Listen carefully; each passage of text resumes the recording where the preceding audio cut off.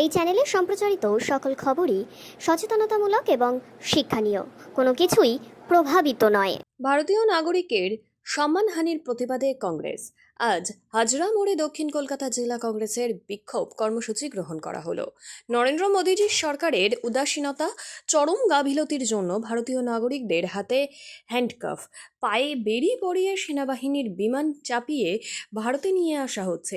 ভারতে নরেন্দ্র মোদী সরকার চুপ, বিদেশমন্ত্রী মুখে কুলু পেটেছে।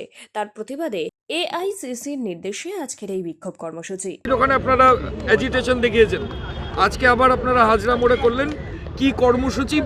কর্মসূচি না, আমাদের দেশে চুপি সারে রাতের অন্ধকারে আমেরিকা থেকে অবৈধ যারা অনুপ্রবেশকারী ছিল তাদেরকে ভারতবর্ষে নিয়ে আসা হলো।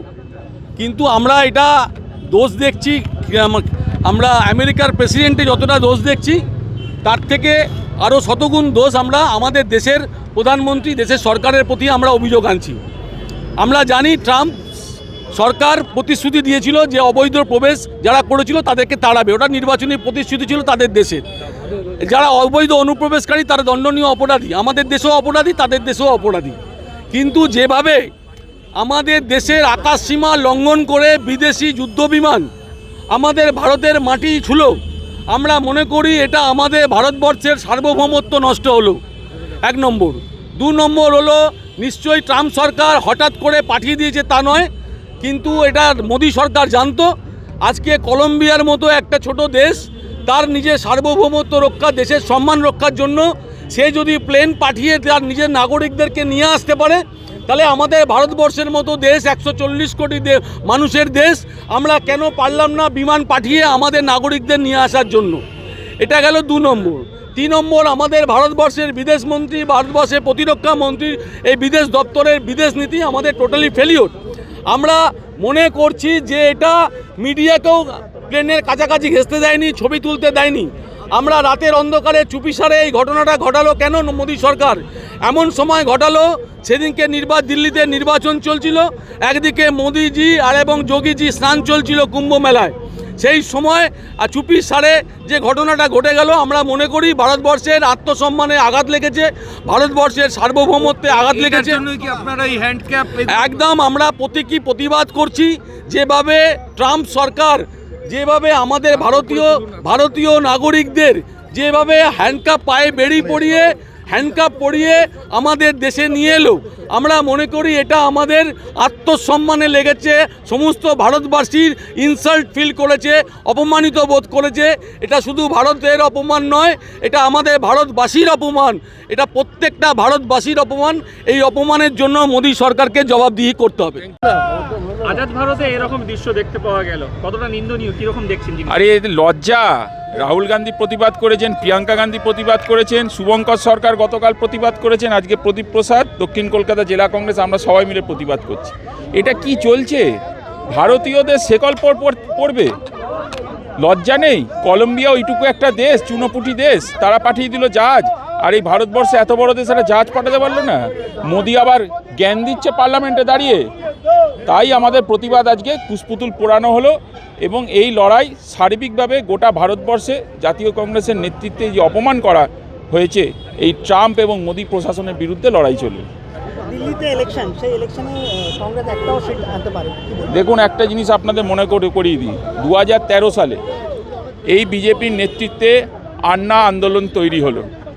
কংগ্রেসকে ড্যামেজ করা সর্বপরিকল্পনা 4টে পলিটিক্যাল পার্টি, বিজেপি এক প্রকার টাকা খরচা করে তৈরি করেছিল কংগ্রেসের বিরুদ্ধে লড়াই করার জন্যে।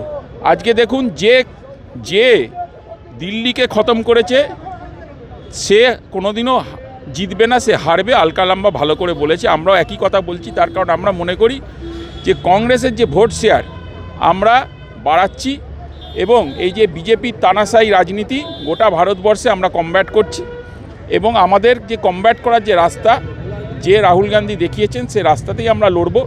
এবং একটা জিনিস মাথায় রাখবেন, যেটা স্ট্রাইকিং ব্যাপার, সাউথ দিল্লি থেকে শুরু করে যে সিটগুলোতে কংগ্রেসের ডেফিসিট হয়েছিল একসময়, আমরা ভোট শেয়ার বাড়াতে পেরেছি। তাই আমরা মনে করি কংগ্রেসের নেতৃত্ব রয়েছেন, তারা নিশ্চয়ই বিষয়টা দেখবেন, বলবেন। একা লড়লে কংগ্রেস যথেষ্ট ভালোভাবে পারফর্ম করছে, সাধারণ মানুষের আশীর্বাদ পাচ্ছে এবং আমরা মনে করি আগামী দিনে কংগ্রেস শুধু দিল্লি নয় পশ্চিমবঙ্গ সরকার বানাবে। এত নিন্দনীয় ঘটনা ঘটে যাওয়ার পরেও সেন্ট্রালে বিজেপির ভোট এত হাই, এটা জনগণ কিভাবে সেটা? দেখো ভাই, একটা কথা বলি, বিজেপি, ইডি, সিবিআই আর অমিত শাহর বস্তা ভর্তি টাকা নিয়ে নেমেছে, ঠিক আছে, নির্বাচন করতে। এবং এই নির্বাচনী ইলেকশন কমিশনের কি অবস্থা আপনারা দেখেছেন। কংগ্রেস একমাত্র দল যে সামনে থেকে প্রতিবাদ করেছে, তারা কোনো ডিস্ট্রিবিউটার এজেন্সি এদের মাধ্যমে প্রতিবাদ করেনি। তাই সামনে থেকে যে লড়াই, একটা কথা রয়েছে জানবেন, এখন দিল্লির বুকে চলছে, যারা বলেছিল বিজলি হাফ, এখন যমুনাতে সাপ। তাই আগামী দিনে যে লড়াইটা হবে দেখতে পারবেন, আমরা সরাসরি ফেস টু ফেস লড়াই করব অন্যায়ের বিরুদ্ধে। আরেকটা বলছি, বিধাননগরে কালকে একটা মহিলার দেহ উদ্ধার, কিরম দেখছেন?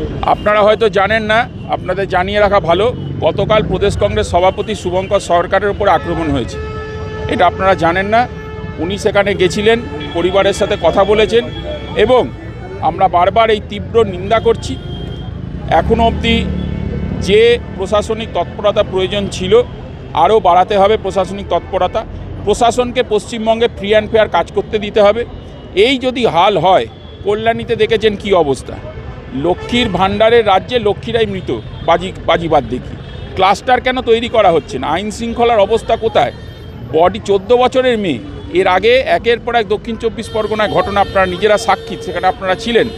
তার এই জায়গায় দাঁড়িয়ে আজকের দিনে আইন শৃঙ্খলাটা বড় প্রশ্নচিহ্নের মুখে পড়েছে পশ্চিমবঙ্গে। কলকাতায় একের পর এক স্ক্যাম চলছে, আজকে দু জায়গা ধরেছে, বউবাজারে ধরা হয়েছে এবং বড় বাজারেও ধরা হয়েছে, কি বলবেন? দেখুন, পশ্চিমবঙ্গে কলকাতা শহরে একের পর এক স্ক্যাম, বন্দুক, বারুদ সব ধরা পড়ছে, কিন্তু কি অ্যাকশান হচ্ছে ক্রিমিনালদের ওপরে সেটা বোঝা যাচ্ছে না।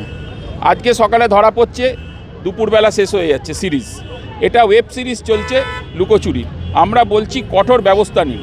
কঠোর ব্যবস্থা যদি না নেন, তাহলে যে অবস্থায় পরিণত হয়েছে পশ্চিমবঙ্গের যে আম জনতার যে অবস্থা, আইন শৃঙ্খলার যে অবস্থা, দিনের পর দিন ডেপ্রিসিয়েট করছে।